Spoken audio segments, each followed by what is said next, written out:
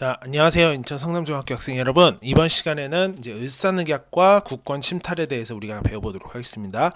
아마 이 이후에 영상 한 가지만 더 올라올 것 같아요. 그렇게 하면 아마 1학기 진도는 마무리가 된 거라고 보시면 될 것 같습니다. 자, 일제 국권 침탈 과정에 대해서 설명을 할 건데요. 왼쪽에 그런 연표를 보시면서 오른쪽 내용을 보면 조금 더 이해가 쉬울 수도 있겠습니다. 자, 당시 일본과 러시아의 대립 속에서, 그러니까 조선을 두고 계속해서 대립을 벌이게 되는데, 거기서 이제 고종은 국외 중립이라는 것을 선언합니다. 이게 뭐냐면 우리는 일본 편도 아니고 러시아 편도 아니고 어느 누구의 편도 아니다. 우리는 그냥 한결같이 아무 편도 아닌 그냥 우리 나름대로의 자세를 구축하고 있을 것이다라고 주장을 하는 겁니다. 하지만 이런 상황에서 뭐 힘이 있다면은 모르겠지만 힘이 없는 상황에서 이 국의 중립을 지키기는 쉽지는 않겠죠. 자, 당시 러일 전쟁이 이제 발생을 하게 되는데 그때 일본이 무력으로 서울을 점령을 하게 됩니다. 그 이후에 이제 한일 의정서라는 것을 강제 체결할 것을 강요를 해요. 이거는 이제 우리가 자세하게 여러분들이 나중에 배우겠지만은 러일 전쟁에서 일본이 보다 그런 전쟁에서 우위를 점하기 위해서 조선의 여러 가지 이제 요구를 한 것이라고 보면 될 것 같습니다.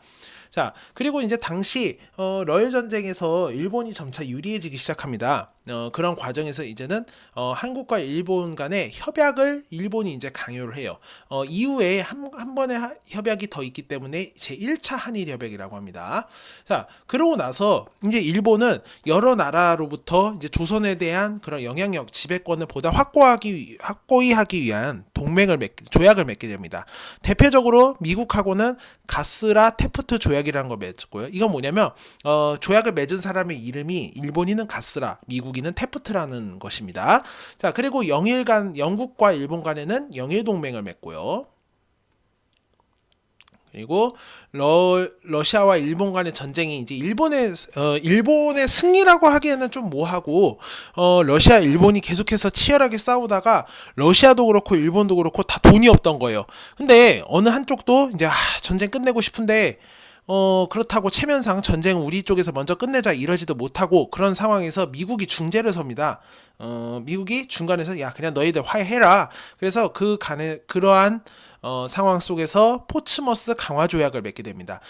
이 가스라 테프트 그리고 영일동맹 그리고 포츠머스 강화 조약을 통해서 이제 일본은 조선에 대한 그런 영향력 혹은 뭐 지배권을 보다 확고히 보장받게 되는 계기가 되었다고 보면 될 것 같습니다.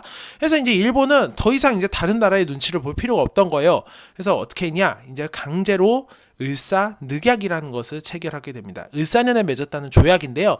왜 늑약이라 그러면은 원래 조약에는 다른 여러 가지 조건이 있습니다. 조약이 되기 위한 조건이 있는데 그 조건을 다 갖추지 못한 부족한 조약이다. 만약 강제로 체결된 조약이다라고 해서 우리는 보통 을사늑약이라고 합니다. 그래서 이 을사늑약의 결과 이제 우리나라가 여러 가지 권한을 뺏기게 돼요. 특히 여기서 뺏긴 거는 이제 외교권이에요. 우리가 이제 다른 나라와 외교를 할 때 우리 마음대로 조약을 맺을 수도, 뭐 조약을 거부할 수도 맺을 수도 없는 그런 상황에 처하게 된 거죠.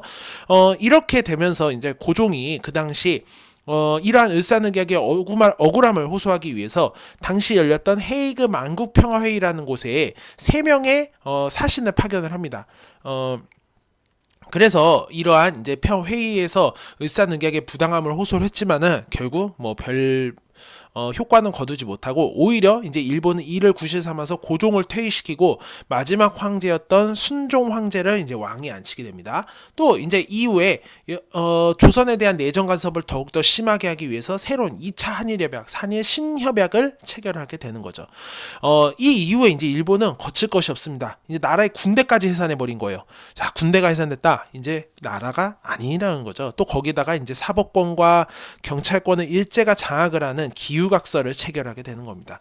사실상 이제 조선 대한제국이라는 나라는 껍데기만 남은 셈이죠. 결국 그 이유는 여러분들이 알듯이 1910년 8월 29일에 한일 병합조약이 체결이 됩니다. 이럼으로써 이제 500여 년간의 역사, 조선의 역사는 여기서 마무리가 되었다고 볼 수 있겠습니다.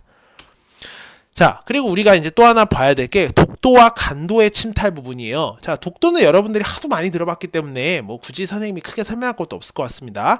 당시 대한제국 시기에 대한제국 칙령 41호라는 것을 발표해서 울릉도를 군으로 승격하고 독도를 관할구역으로 한다고 했습니다. 하지만 러일 전쟁 중에 일제가 강제로 이제 편입을 하게 됨으로써 독도가 우리나라 영토로 당분간 상실이 되게 됩니다. 간도 같은 경우에는 간도가 어디냐면은 지금은 이제 뭐 만주 지역 쪽이라고 보면 될 것 같습니다. 우리 한반도랑 붙어 있는 백두산 쪽 있는 부분이랑 또 그 위쪽이라고 생각하면 될 것 같아요. 자, 이 간도는 그 당시 17세기 이후 계속 청국과 이 영토 분쟁이 있게 됩니다. 그래서 당시 임금이었던 숙종 임금 때 백두산 정계비라는 걸 세워서 간도가 우리 영토임을 명확히 밝히기도 했습니다.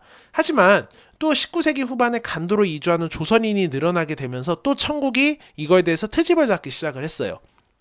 그래서 이제 아예 대한제국은 어떻게 했냐, 간도를 함경도에 편입을 하고 그 당시 이범윤이라는 사람을 간도 관리사로 임명하는 식으로 해서 실질적으로 간도를 통치하기 위해서 여러 가지 노력을 기울이게 됩니다.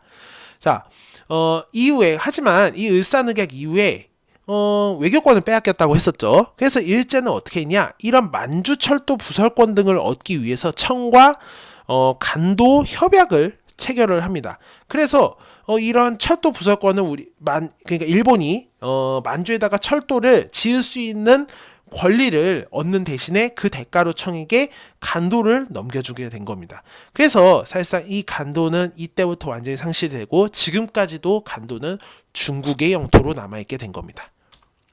자, 지금까지 해서 우리가 수업을 다 해봤는데요. 다음 시간에는 이제 이 이후에 어떻게 이후에 이제 조선에서 이런 일제의 침략에 대해서 맞섰는지 내용에 대해서 알아보도록 하겠습니다. 고생하셨어요.